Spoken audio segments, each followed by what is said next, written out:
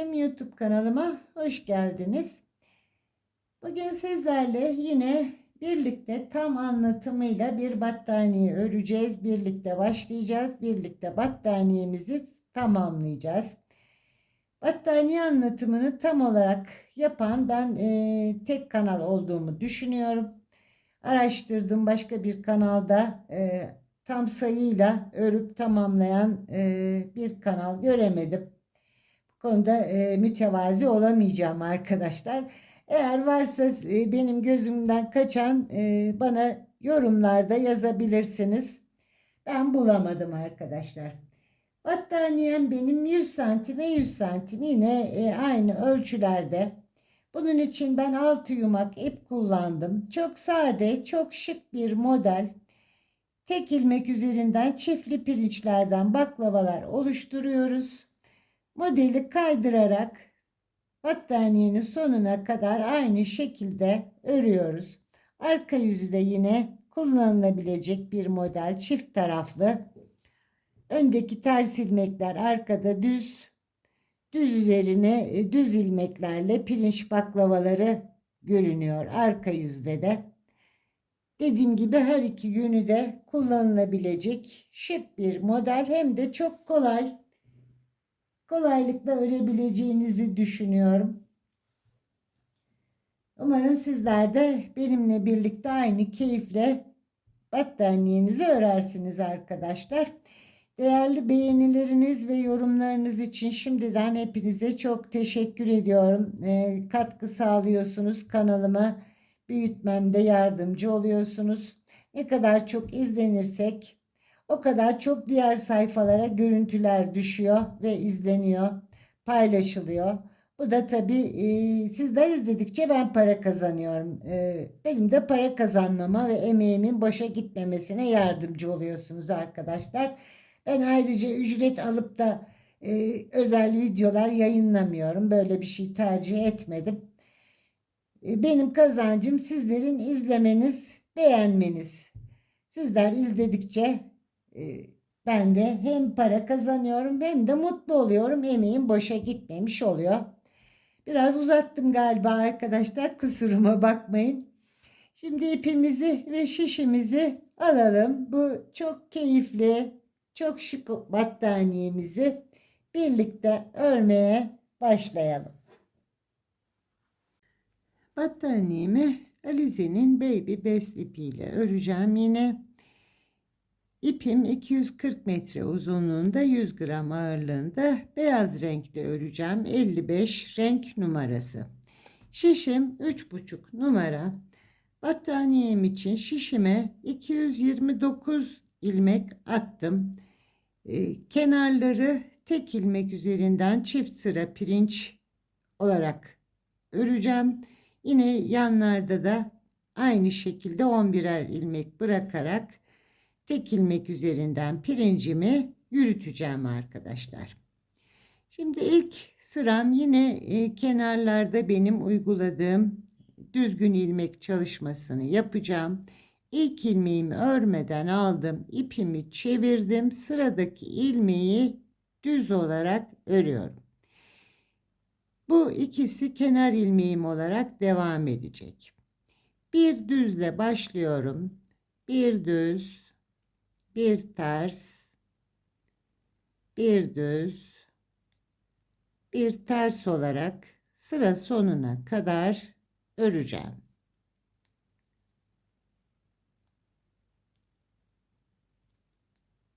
Bir ters, bir düz örüyorum arkadaşlar.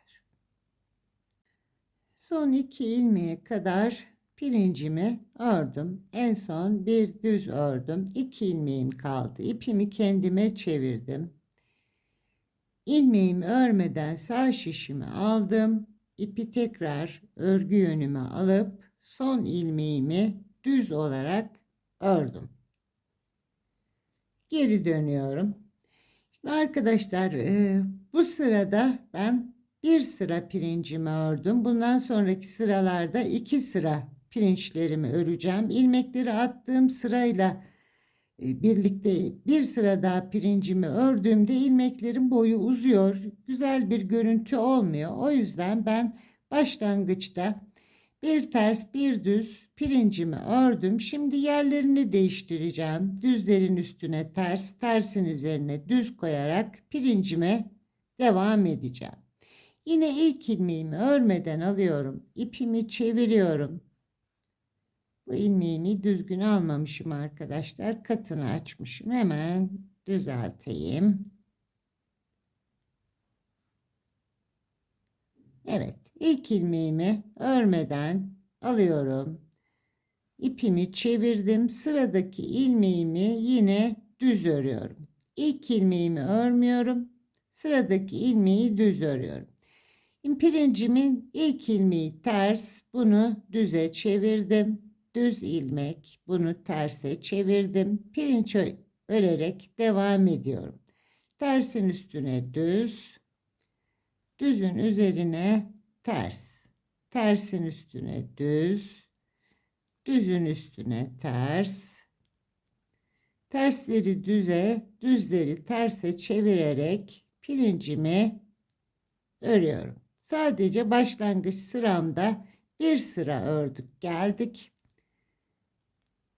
Dediğim gibi ilmekleri attığımız sırada dahil olunca ilmekler uzuyor. Özellikle düz ilmeklerde uzun bir görüntü oluşuyor. Pek hoşuma gitmiyor benim. O yüzden ilk sıra bir ters bir düz ördüm. Şimdi terslerin üzerine düz, düzlerin üzerine ters örerek pirincime devam ediyorum. Şimdi sıramı tamamlayacağım. Bir sonraki sırada ilmeklerimizi, pirinç ilmeklerimizi gördüğümüz gibi öreceğiz.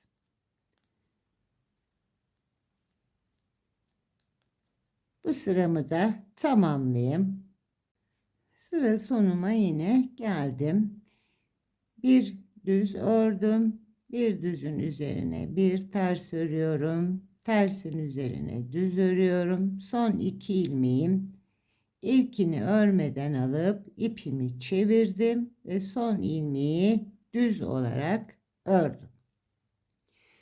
Geri dönüyorum ve bu sırada ilmeklerimi gördüğüm gibi öreceğim. Bir sonraki sırada yine pirinçlerin yerini değiştireceğim.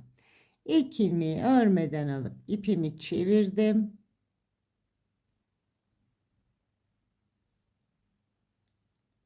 Sıradaki ilmeği düz olarak ördüm.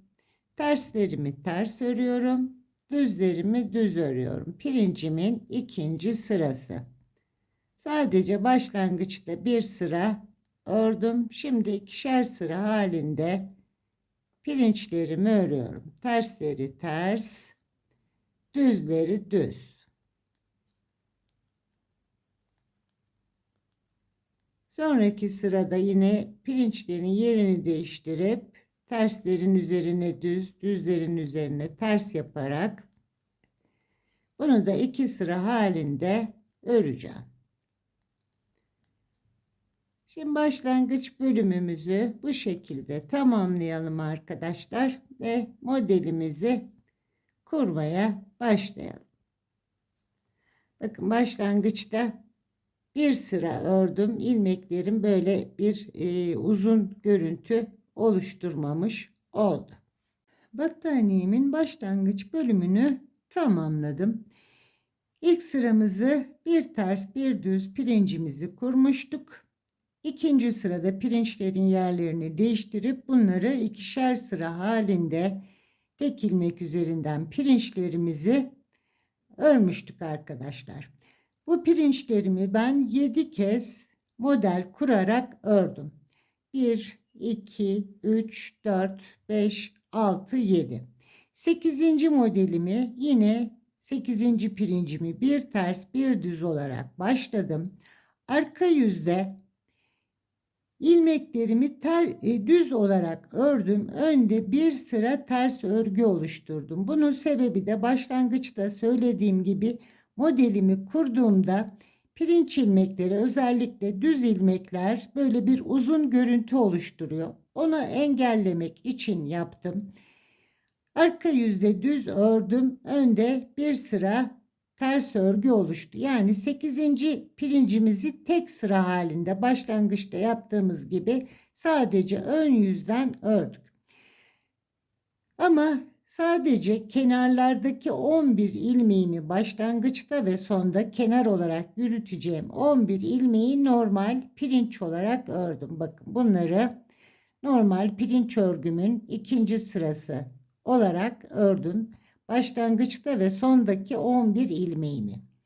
Şimdi 229 ilmek attık. 11 başlangıçta 11 sonda toplam 22 ilmeğimizi çıkarttığımızda 207 ilmek üzerinden modelimizi kuracağız. Pirinç baklavalarımız bizim 13 ilmek olacak. Tek düzden başlayacağız. 13 ilmeğe kadar pirinçlerimizi öreceğiz. Pirinçlerimizin başlangıcında ve sonunda birer ters ilmek olacak. Yani 15 ilmek pirinç modelimiz için olacak. Ve her iki modelin arasında da bir tane düz ilmek yürüteceğiz. Baklavalarımızı kapattığımızda bu düz ilmekten yeniden pirinç modellerimizi, baklava modellerimizi yeniden kurmaya başlayacağız. Yani baklavalarımız kayarak devam edecek arkadaşlar. Şimdi 16 ilmek modelimiz, 16'nın katları artı 15 ilmek. Sonda da bir tane pirinç, 15 ilmeklik pirincimiz olacak. Şimdi pirinçlerimizi çoğaltırken zeminimiz ters ilmekler olacak arkadaşlar. Modelimizi kurmaya başlayalım. Bu kadar ön bilgi yeterli sanıyorum. Ördüğümüzde çok daha net anlaşılacak. Çok da kolay ve güzel bir model arkadaşlar. İlk ilmeğimi yine örmeden alıp çevirdim. Sıradakini düz ördüm. Kenar ilmeğimi yürütüyorum. Burası 11 ilmek. Pirincime devam ediyorum. İlk ilmeğim ters. Bunu düze çevirdim. Düz olanı terse çevirdim ve pirinçlerimi örüyorum. 4 ilmek oldu. 5, 6, 7, 8, 9, 10 ve 11. Kenar 11 ilmeğimi ördüm. Şimdi bir ilmek pirincimin kenarında ters olarak yürüteceğim bir ilmeği tersimi örüyorum. Bir düzüme kadar burada 13 ilmeğim var. Baklava yapacağım. Ortadaki biri düz olacak. Böylelikle 6 ilmekte ters örmem gerekiyor. Zeminim ters örgü olacak. 1, 2, 3, 4, 5, 6 ilmek tersimi ördüm. Bir de kenarda tersim vardı. Toplam 7 ilmek ters örmüş oldum. Bir tane düz örerek pirincime başlıyorum. Diğer kenarında yine zeminim olan 6 ilmeğimi ters örüyorum. 2, 3, 4, 5, 6. Baklavaların 6 ilmek zemini pirinçlerin ters ördüm. Kenarda yürüteceğim bir ters ilmeğim var. Bunu da ördüm. Toplamda 7 tersi de burada örmüş oldum. İki modelin arasında yürüteceğim bir düz ilmeğimi örüyorum. Birinci modeli kurduk. Tekrar başlıyorum. Bir tane kenarda yürüyecek tersimi ördüm. Modelimin zemini olan ters ilmekleri 6 tane örüyorum. 3, 4, 5, 6. Toplamda 7 ters örmüş oldum. Bir düz örerek pirinçlerimin baklavasına başladım. Diğer tarafında yine 6 tane örüyorum. Tersimi 2, 3, 4, 5, 6. Ve pirinçlerimin kenarında yürüyecek bir ters ilmeğimi örüyorum. 7 ilmek ters de burada örmüş oldum. İkisinin arasındaki bir düz ilmeğimi ördüm. İkinci modelimizi de kurduk. 7 ters, 1 düz örüyoruz. 7 ters, 1 düz. Bu sıramız bu şekilde arkadaşlar. Bir tane daha yapalım. Modelimin kenarında yürüyecek ters ilmeğimi ördüm. Zemin olan terslerimi 6 ilmek örüyorum. 2, 3, 4, 5, 6.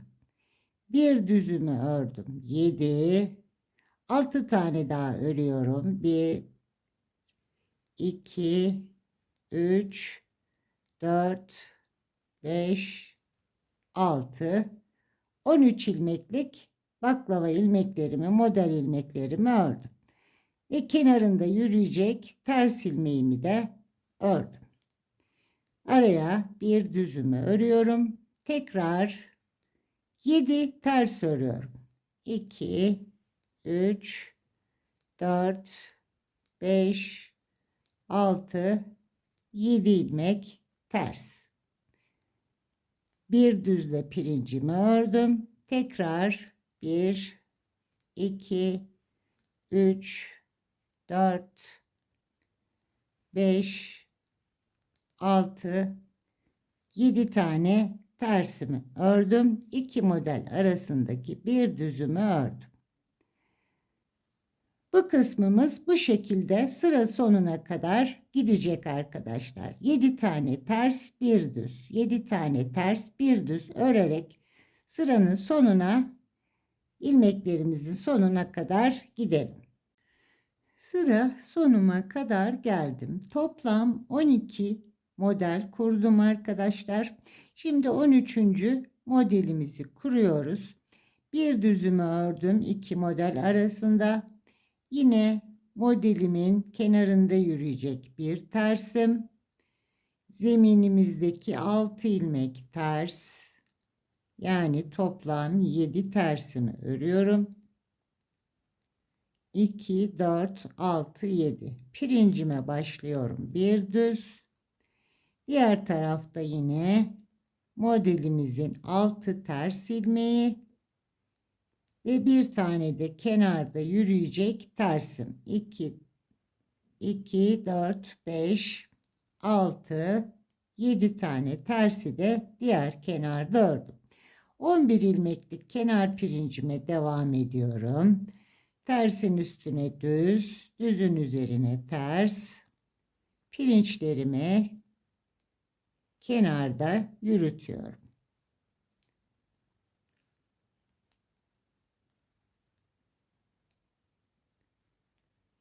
Son 2 ilmeğime geldim. İlkini örmeden aldım. İpimi çevirdim. Son ilmeğimi düz olarak ördüm. Arka yüzümde ilmeklerimi gördüğüm gibi öreceğim arkadaşlar. Pirinçlerimizi zaten biliyorsunuz çift sıra halinde örüyoruz. Pirinç ilmeklerimizi gördüğümüz gibi düz ilmeklerimizi düz, tersimizi ters örüyoruz. Yani arkada ilkini boşalıp çevirdim ipimi ve bir düzümü ördüm. Pirincimin tersini ters, düzünü düz örerek devam ediyorum. 11 ilmeğimizi önce bir örelim.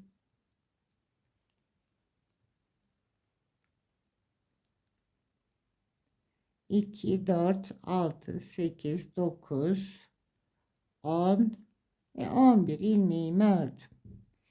İpimi böyle ortadan çıkarttım arkadaşlar. Çok bozukmuş ipim, orta sarması. Böyle o kadar çok ip çıktı ki. Yani neredeyse yumağın yarısını boşaltmak zorunda kaldım. Böyle bazen oluyor. Şöyle ileriye atayım. Şimdi burada ilmeklerimi gördüğüm gibi öreceğim. Önde ne yaptık? 7 ters, bir düz ördük. Arkada 7 düz, pirincimizin bir tanesi ters. Bunu ters öreceğiz. Diğer ilmeklerimizi gördüğümüz gibi devam ettiriyoruz. 7 düz örüyorum.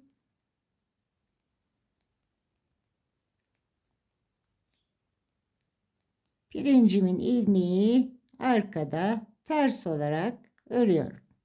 İlmeklerimizi gördüğümüz gibi örelim. Ön yüze gelelim. Pirinçlerimizi çoğaltmaya devam edelim arkadaşlar. Ön yüzüme geldim. İlmeklerimi gördüğüm gibi ördüm. Şimdi pirinçlerimizi düz ilmeklerine birer tane çoğaltacağız. Sağından ve solundan. Burada 6 tersim var. Bir kenar tersimin dışında zemin 6 tersim. Bu 5 terse düşecek. Birer tane sağda ve solda ters ilmeklerimiz azalacak. Kenar ilmeğimi yine örmeden alıp bir düz ördüm ve pirincime devam ediyorum. Düzün üzerine tersle başladım. 3, 4, 5, 6, 7, 8, 9, 10, 11 ilmeğimi ördüm. Modelimin kenarındaki ters ilmeğimi ördüm. Diğer terslerimden 1, 2, 3, 4, 5'ini ters olarak ördüm.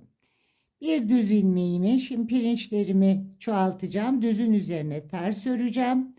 Tersin üzerine düz örerek bir düz, bir ters, bir düz, pirinç ilmeklerim 3'e çıkmış oldu. Diğer kenarda da yine 1, 2, 3, 4, 5 tane ters ilmeğe düştü. Kenarda yürüteceğim bir tersimi de ördüm. 6 tane ters örmüş olduk. Arada bir düzümü örüyorum. Yeniden diğer modele başlayalım. Bir tane tersimi kenarda ördüm. Pirinçlerim için 1, 2, 3, 4, 5 tersimi örüyorum. Pirincime bir düz, düzün üzerine ters ve tekrar bir düz örerek 3 ilmeğimi pirinç olarak ördüm.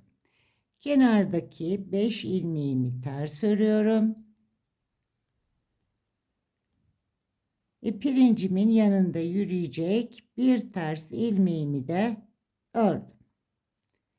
Aradaki düz ilmeğimi örüyorum. Şimdi yaptığımız işlemimiz ne burada arkadaşlar? 6 tane ters örüyoruz. Bir düz, bir ters, bir düz, tekrar 6 tane ters örüyoruz. Arada da bir düzümüzü örüyoruz. Yaptığımız işlemimiz bu sırada bu şekilde. 1, 2, 3, 4, 5, 6 ilmek tersimi ördüm. Bir düz, bir ters, bir düz ördüm. Tekrar 6 tane tersimi örüyorum. 5 tanesi pirinçlerimin ters ilmeği, bir tanesi modelin kenarında yürüteceğimiz ters ilmek. Arada düzümü örüyorum. Bir kez daha örelim arkadaşlar. 1, 2, 3, 4, 5, 6 ilmek tersimi ördüm. Ortada bir düz, bir ters, bir düz, pirincimi 3 ilmek ördüm. Diğer tarafında yine 6 tane ters ilmeğimi örüyorum. 5 tanesi pirinçlerimin ters ilmekleri, bir tanesi de kenarında yürüyecek ters ilmek. Bir düzümü ördüm.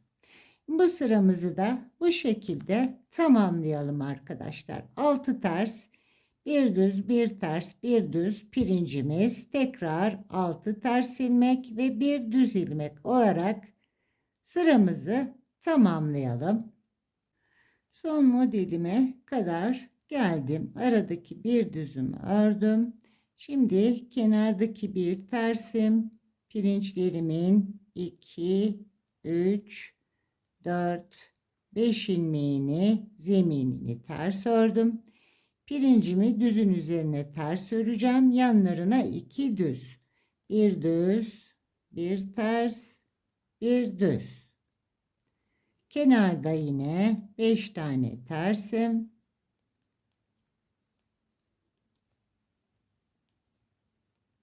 Ve modelimin kenarında, pirincimin kenarında yürüteceğim bir ters ilmeğim. Bunu da ördüm. Toplam 6 tane ters ördük. Kenar 11 ilmek pirincime örüyorum. Düzün üzerine ters, tersin üzerine düz. 11 ilmek kenar bantımı örüyorum.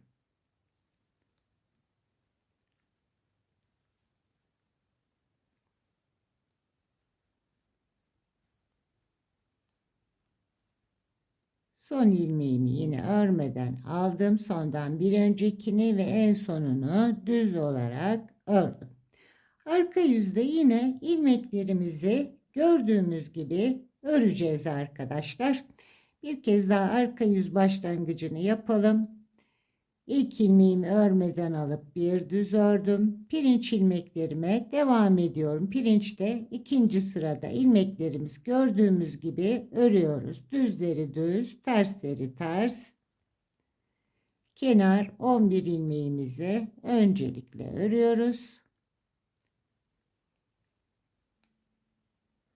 2, 4, 6, 8, 9, 10 ve 11 ilmek kenar pirincimi ördüm. Burada bakın ilmeklerimi nasıl görüyorsam o şekilde öreceğim. Önde 6 tersli, arkada 6 düz. Pirincim bir düz, bir ters, bir düzlü. Arka yüzde bir ters, bir düz, bir ters gördüğüm gibi öreceğim. Ve iki modelin arasındaki önde ördüğüm bir düzü de ters olarak öreceğim. Yani ilmekleri gördüğüm şekliyle örüyorum. Arka yüzde yaptığımız bir işlemimiz yok arkadaşlar. İlmeklerimizi nasıl görüyorsak o şekilde örüyoruz. Düzleri düz, tersleri ters. Bir ters, bir düz, bir ters. Burada 6 tane düz. Birer birer ilmekler pirince dönüşüyor. İkisinin arasındaki yürüttüğümüz düz ilmek arkada ters olarak ördüm. Sırayı tamamlayıp ön yüze gelelim ve pirinçlerimizi çoğaltmaya, ters ilmekleri de azaltmaya devam edelim. Ön yüzümüze tekrar geldik arkadaşlar. Şimdi pirinç ilmeklerimiz 5 ilmeğe çıkacak. Bir tane düzü her iki kenardan çoğaltacağız ve ters ilmeklerimizde birer tane azalacak yine. Kenar 11 ilmeği öncelikle tabii örüyoruz.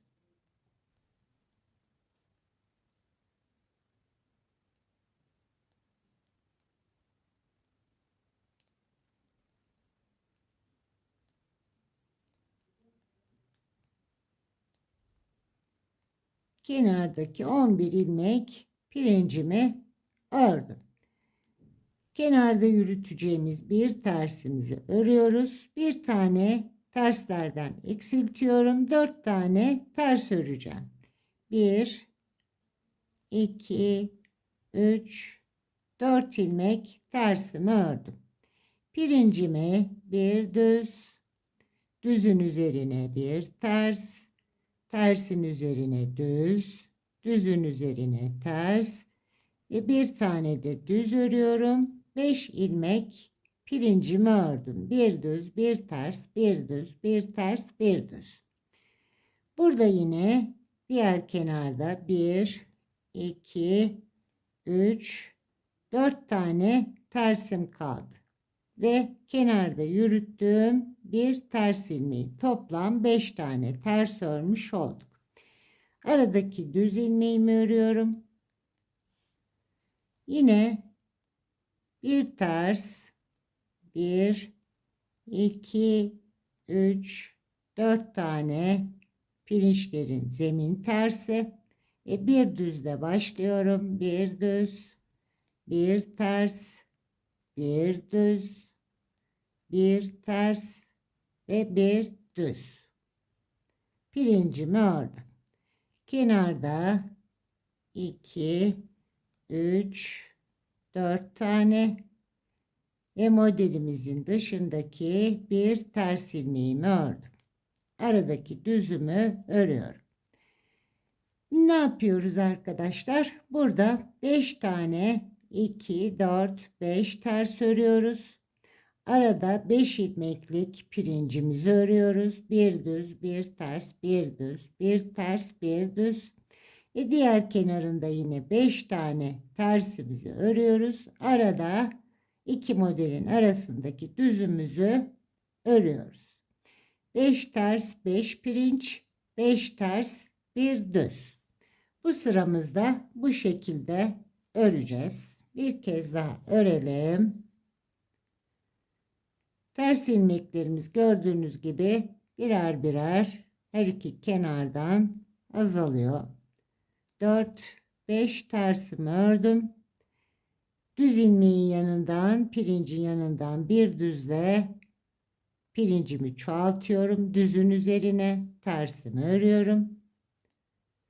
Tersin üzerine düzüm, düzün üzerine ters ve bir tane de terslerden pirincime ekliyorum. Bir düz ördüm.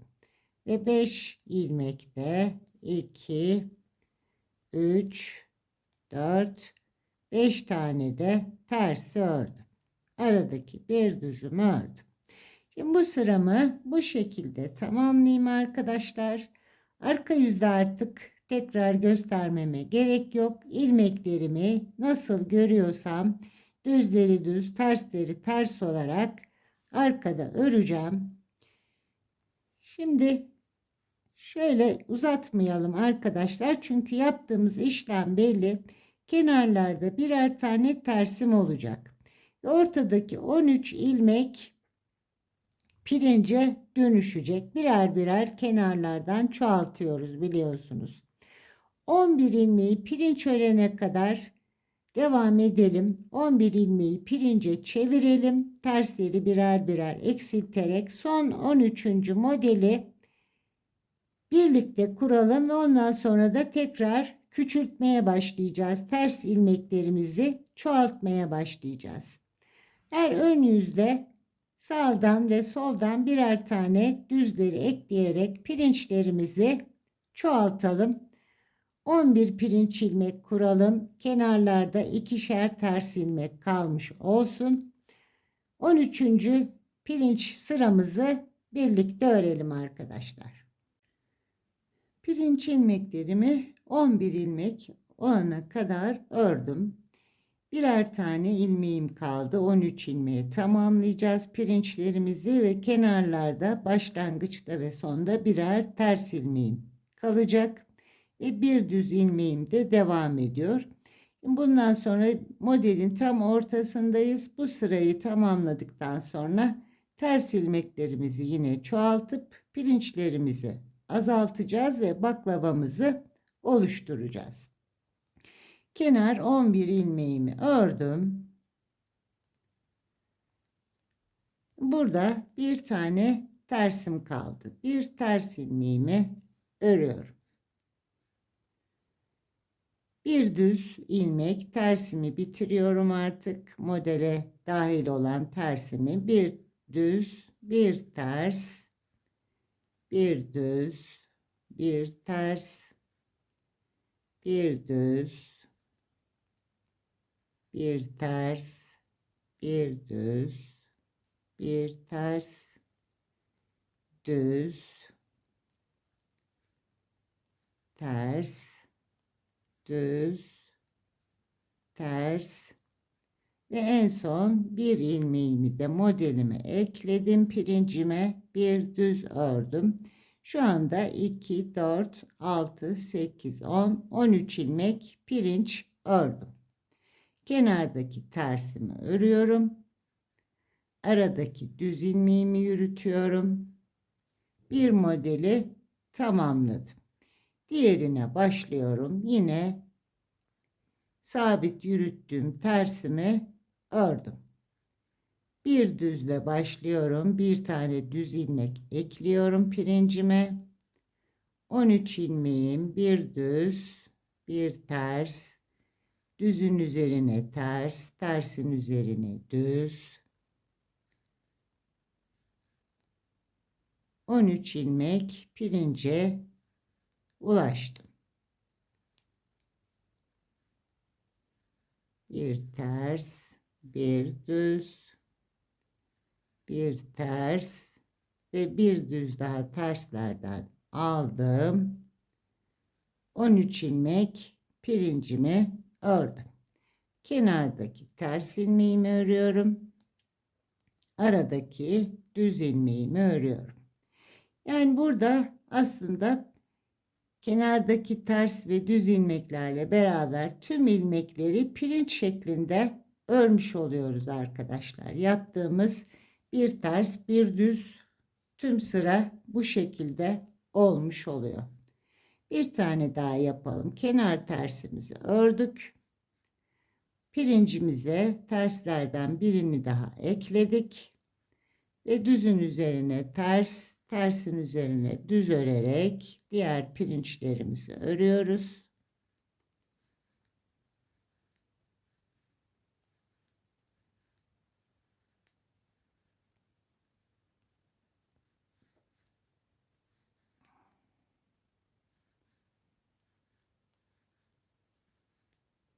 En son bir ilmeğimiz kaldı. Bunu da pirinç olarak ördük. Bir düz ördük. Kenar ters ilmeğimi ördüm. Aradaki düz ilmeğim ve diğer modele geçtim. Tersimi ördüm. Bir ilmeği, terslerden birini de pirinç olarak örerek devam ediyorum. Sıramızı bu şekilde tamamlayacağız.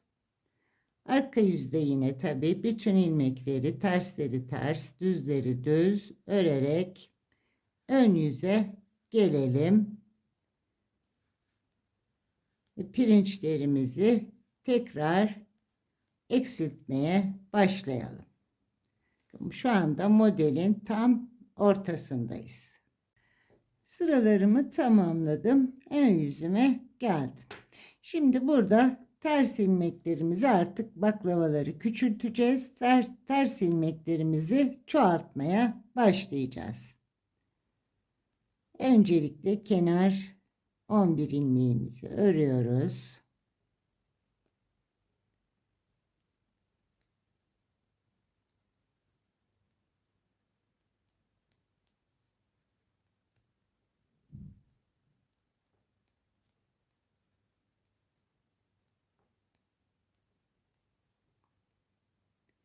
Kenar ilmeklerimi ördüm. Bir tane tersim kaldı. Bakın burada bu tersim sabit. Bunu ördüm. Bir pirincimi terse çeviriyorum. Ters ilmeklerim ikiye çıktı burada. Kenar ilmeği ile birlikte pirinçlerim de 11 ilmeğe tekrar düşüyor. Bir düzle başlıyorum. 2, 3, 4, 5, 6, 7, 8, 9, 10. Son bir düzle 11 tane pirincimi ördüm. Düz ilmeğimi ters ilmeğe çeviriyorum. Kenar ters ilmekle birlikte 2 tane tersim oldu. Aradaki düzümü yürütüyorum. Baklavalarımızı tamamladığımızda bu düz ilmekten baklava yapmaya, pirinç örmeye başlayacağız. Yine ikinci modelde tersimizi ördük. Pirinçlerden birini ters ilmeğe çevirdim. Pirincimin tersinin üzerine düz örerek 11 ilmeğe düşürmüş oluyorum. Bir düz, bir ters.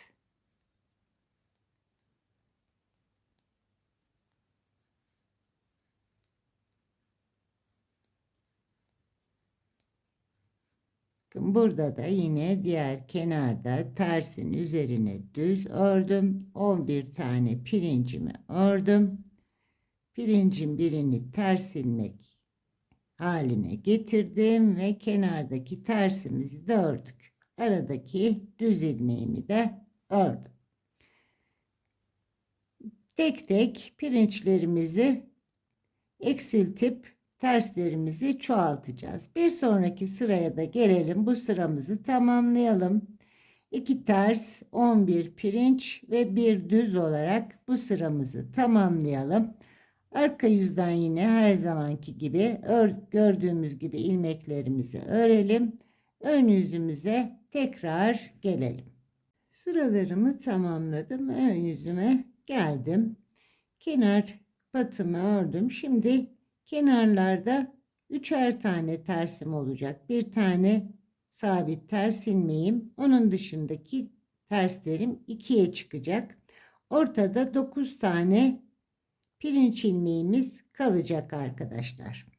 Birer birer her ön yüzde ters ilmeklerimizi çoğaltıyoruz. Bir tersimi ördüm. Bir pirinçten bir tane daha ters ördüm. 3 tane ters ilmek örmüş oldum. Pirinçlerimi 9 ilmek örüyorum.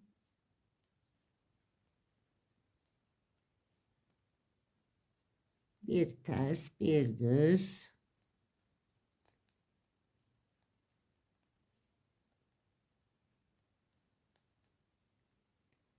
En son bir düzümü ördüm. Burada yine diğer kenarda da düz ilmeğimi terse çevirdim. Bir önceki ters ilmeğim ve sabit ters ilmeğim 3 tane ters örmüş oldum. Aradaki düz ilmeğimi örüyorum. Yine bu tarafta ikinci modelimde 3 tane ters öreceğim. Pirincin birini terse çevirdim. 9 ilmek, bir düz, bir ters pirincimi örüyorum.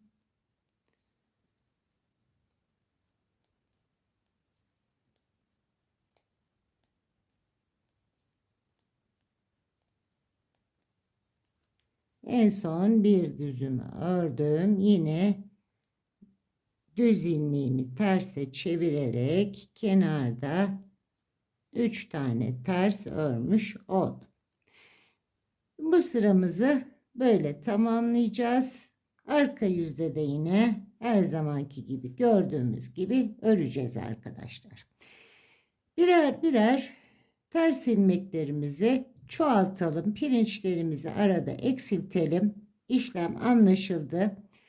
Ortada bir düz, bir ters, bir düz, 3 ilmek pirinç. Kenarda sabit ters ilmeğimizle birlikte 6 ters. Her iki kenarda 3 tane de burada pirincimiz bir düz, bir ters kalana kadar pirinçlerimizi azaltıp terslerimizi çoğaltalım. Ve bir pirinç ilmeğimiz kaldığında o sırayı birlikte örelim. Pirinçlerimizi düz ilmeğimizin üzerinden kaydıracağız. Baklavamızı kapatmış olacağız. Şimdi 6 ters, bir düz, bir ters, bir düz ve 6 ters olana kadar öreceğim, geleceğim arkadaşlar. Pirinç baklavalarımızın birini tamamlamak üzereyiz. Kenarda 6 tane ters ilmeğim var. Bir tanesi sabit yürüyen ters ilmeğimiz. Onunla birlikte 6 tersim. Bir düz, bir ters, bir düz. Ve diğer kenarda da yine 6 tersim var. Bir ilmekte düz ilmeğim burada sabit yürüyor. Şimdi burada başlangıçta yaptığımız sıraya geldik. 7 tane ters öreceğiz. Bir tane ortada düzümüzü öreceğiz. Tekrar 7 ters, bir düz öreceğiz.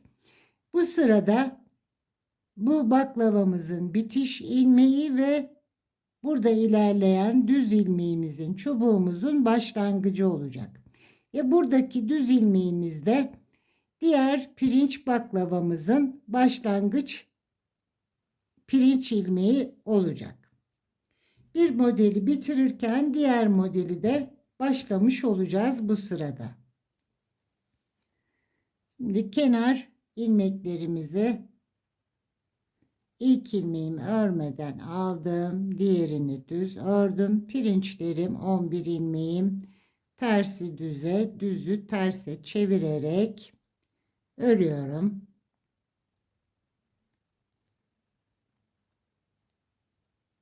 On bir ilmek kenar pirinçlerimi ördüm. Ters ilmeklerim 1 2 3 4 5 6 pirincimi düz ilmeğimi terse çevirdim. 7 tane ters ördüm. Bir tane düz örüyorum. Tekrar diğer düz ilmeğin pirincimi terse çevirdim. 1 2 3 4 5 6 kenardaki tersimle birlikte 7 ters ördüm. Bir tane düzümü örüyorum. Tekrar 7 tane ters. 2 3 4 5 6 pirincimi ters ördüm. 7 ters olan pirincimi de düze çevirdim. Bir düz ördüm. 1 2 3 4 5 6 bir tane kenar tersi 7 ve düz ilmeğimi ördüm. Başlangıç sıramızın aynısını yapıyoruz. 7 ters bir düz, 7 ters bir düz, 7 ters bir düz. Sıramızı tamamlıyoruz. Arka yüzde yine bütün ilmeklerimizi gördüğümüz gibi pirinçleri, tersleri ve düzleri gördüğümüz gibi örüp ön yüze gelelim. Ön yüzümüze geldik. Burada yapacağımız işlemimiz bu düz yürüyen ilmeğimiz, bu baklavamızın ortada yürüteceğimiz, büyüteceğimiz baklavamızın ilk düz ilmeği. Şimdi her iki kenarından birer tane düzler ekleyerek ters ilmeklerimizi yine eksilteceğiz. 13 ilmek baklavaya ulaştığımızda birer birer de eksilteceğiz. Bu baklavalarımızın ortasındaki bir düz ilmeğimiz de artık buradaki çubuk gibi dümdüz ilerleyecek bir yandaki haliyle. Bu kenarımızda bizim şimdi 2, 4, 6, 7 tane ters ilmeğim var. Buraya bir yarım baklava oluşturacağım. Düz ilmeğimin yanında bir tane tersim olmalı. Bu tersi ayırıyorum. 2, 4, 5 ilmek ters öreceğim. Bir düz öreceğim ve birer birer düzleri çoğaltarak burada kenarda bir yarım baklava oluşturacağım. Kenar pirinçlerimi ördüm. Bir tane düz örüyorum. Kenarda. 5 ilmek ters örüyorum.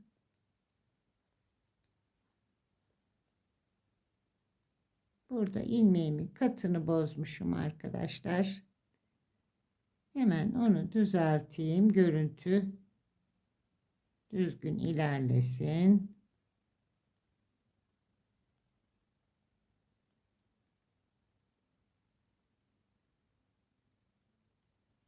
Evet. Şimdi 5 ilmek tersimizi ördük. Bir düz ördüm. Kenarda 5 ters ördüm. Sabit yürüyen tersimi de örüyorum. 6 ilmek ters örmüş oldum. Düz olarak ilerleyecek ilmeğimi örüyorum. Şimdi buradaki baklavamıza geldik. Kenardaki tersle birlikte 1, 2, 3, 4, 5, 6 ilmek ters ördük. Bir düz örüyorum. Pirincimi çoğaltıyorum. Bir ters, bir düz örüyorum. Diğer kenarda da yine 1, 2, 3, 4, 5 ilmek pirincimin zemini, bir ilmek de kenarda yürüteceğimiz ters ilmek. 6 tane ters ördük. Sabit yürüyecek düzümü örüyorum. Yine diğer modele geldim.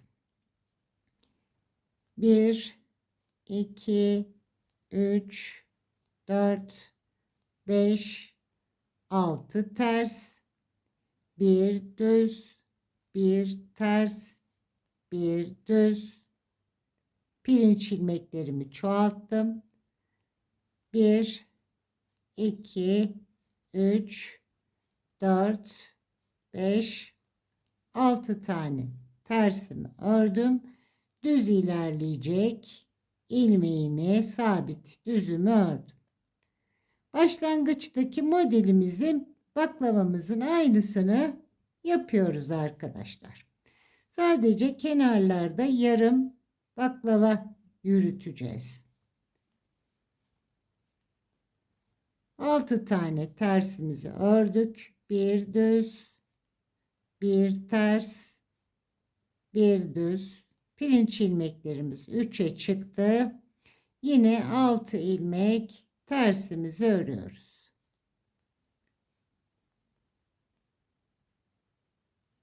Ve baklavamın ortasındaki ilmeğim düz olarak bu kenardaki baklava bitene kadar yürüyecek gene. 6 ters, bir düz, bir ters, bir düz ve 6 ters. Şimdi sıra sonuna kadar gidelim. Diğer kenarda da yine yarım baklavamızı birlikte örelim. Sıra sonuna diğer kenara kadar geldim. Ortadaki bir düzümü ördüm. Şimdi buraya da yarım model kuracağım. Kenarda yürüttüğümüz bir ters, 1, 2, 3, 4, 5 tane tersimi ördüm. Bir tane düz pirincimi örüyorum. Kenar 11 ilmek pirinçlerimi örüyorum.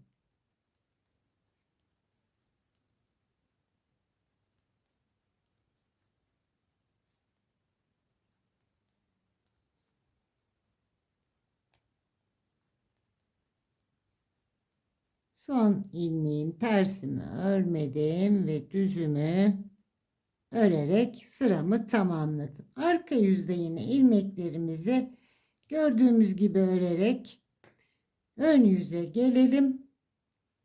Bir kez daha kenar baklavamızı ve diğer baklavaları göstereyim arkadaşlar.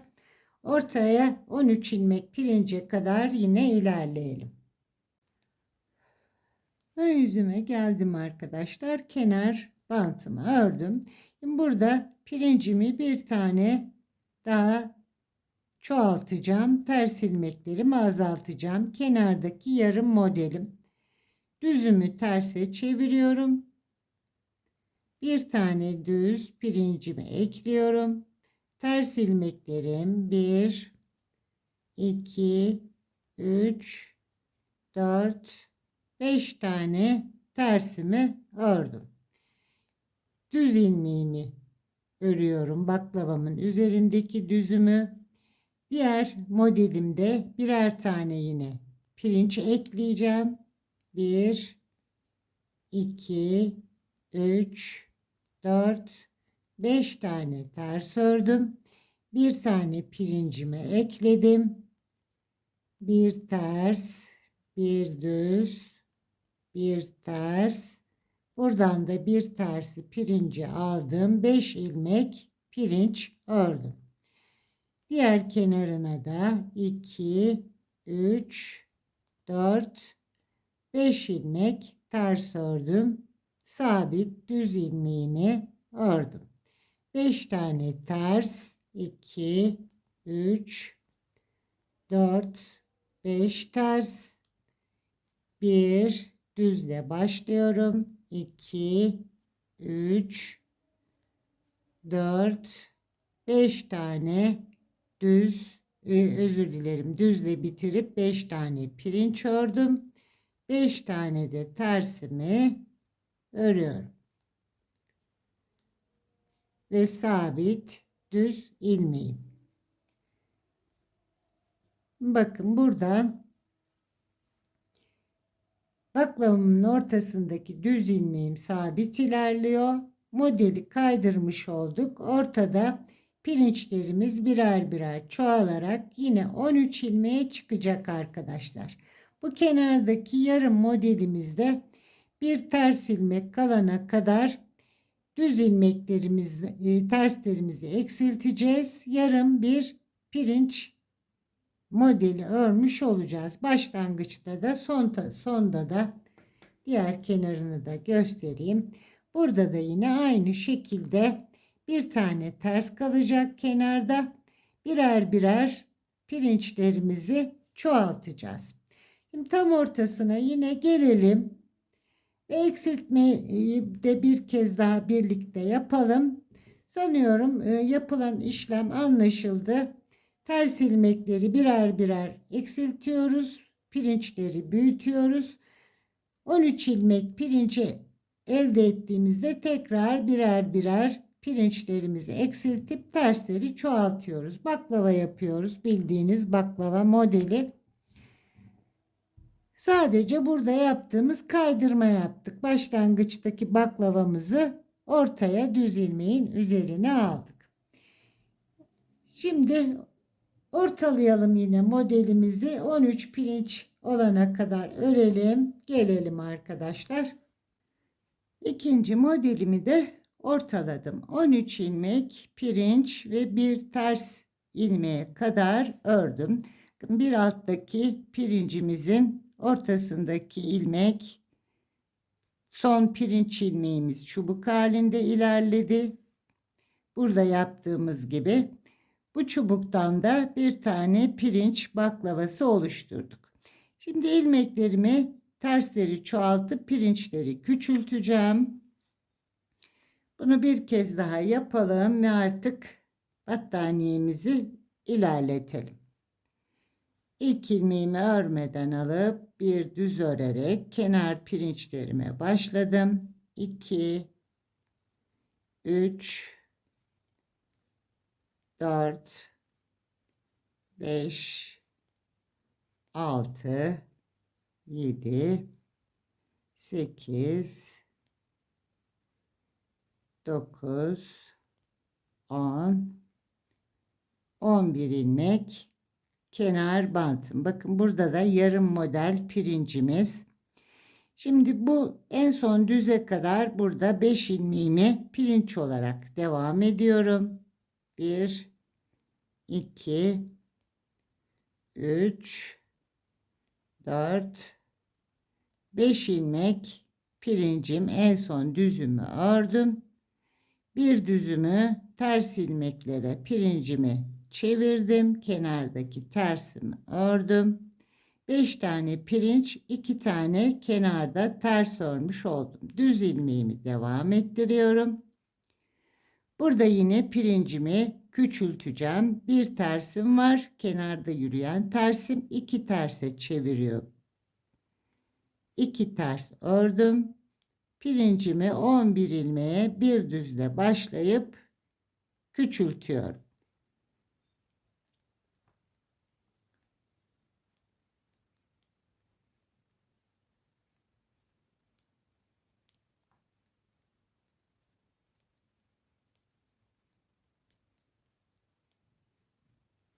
Birinci ilmeğim, pirincim düz.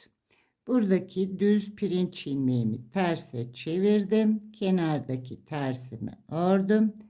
2 ters örmüş oldum. Bir tane aradaki düzümü örüyorum. Ve diğer modelim yine 2 ters örerek başlıyorum. 11 pirinç.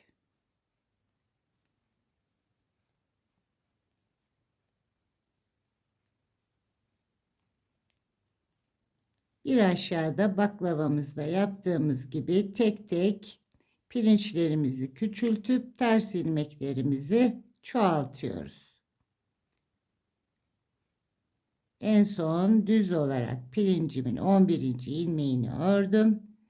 Bir pirinci terse ve yanındaki tersimi ördüm. Aradaki düz ilmeğimi de ördüm.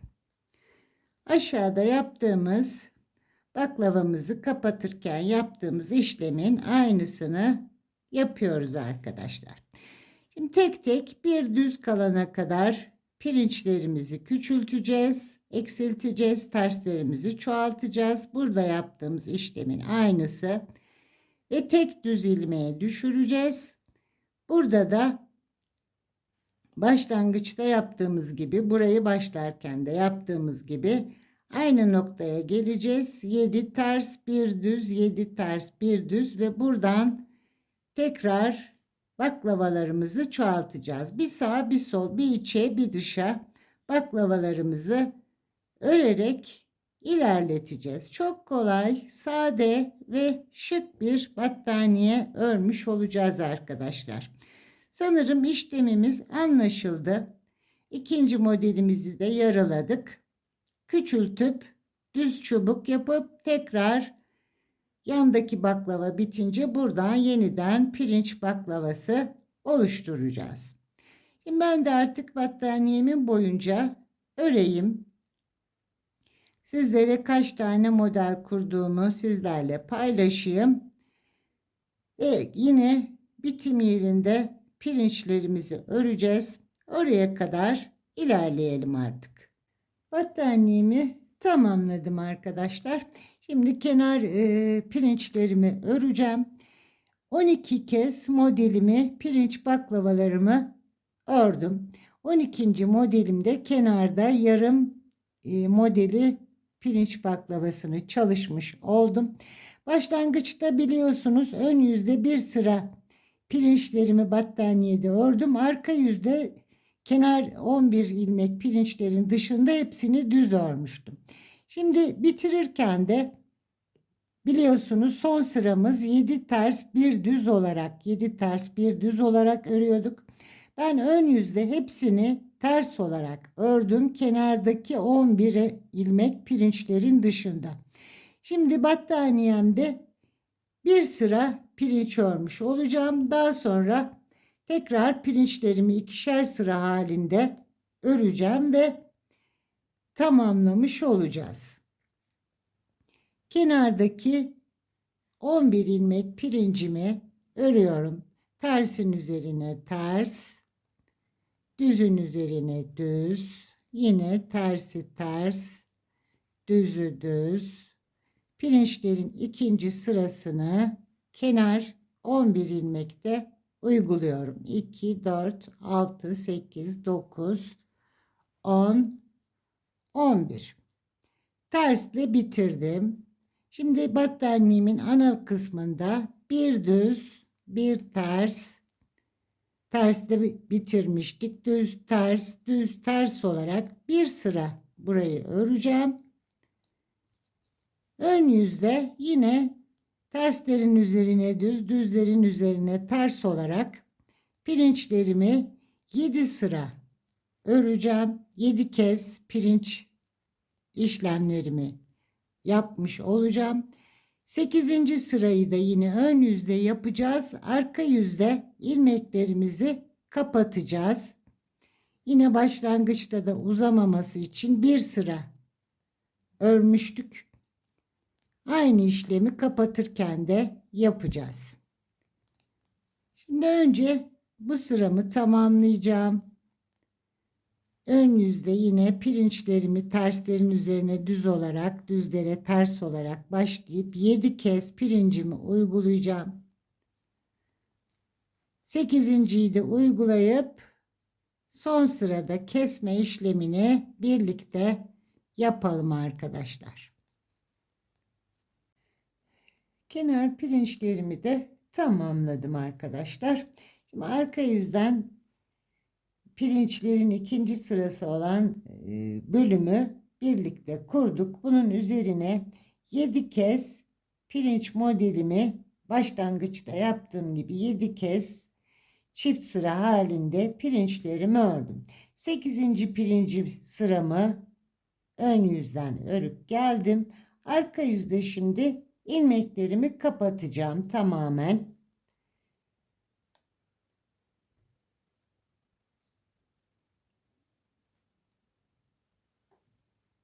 İlk ilmeğimi örmeden aldım. İpimi çevirdim. Kenardaki ilmeğimi örüyorum. İlk ilmeği üzerinden atlatıyorum. Bir ilmek örüyorum. Diğerini üzerinden atlatıyorum. Bir tane ördüm. Diğerini atlattım. Bunu gergin bir şekilde yapmayın arkadaşlar. Çok da gevşek yaparsanız ilmeklerinizin görüntüsü bozulur. Örgünüzü ördüğünüz gevşeklikte ilmeklerinizi kapatalım. Örgümün arka yüzünde ilmeklerimi kapatıyorum.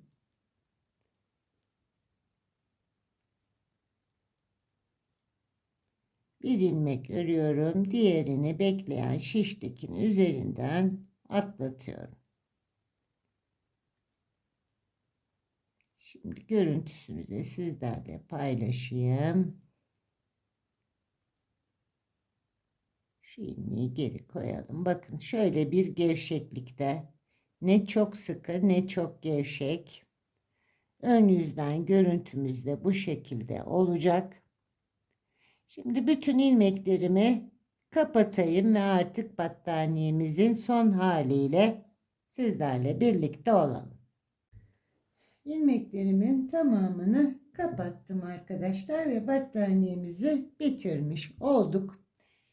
Ölçülerim 100 santime 100 santim ve tam 6 yumak ip kullandım.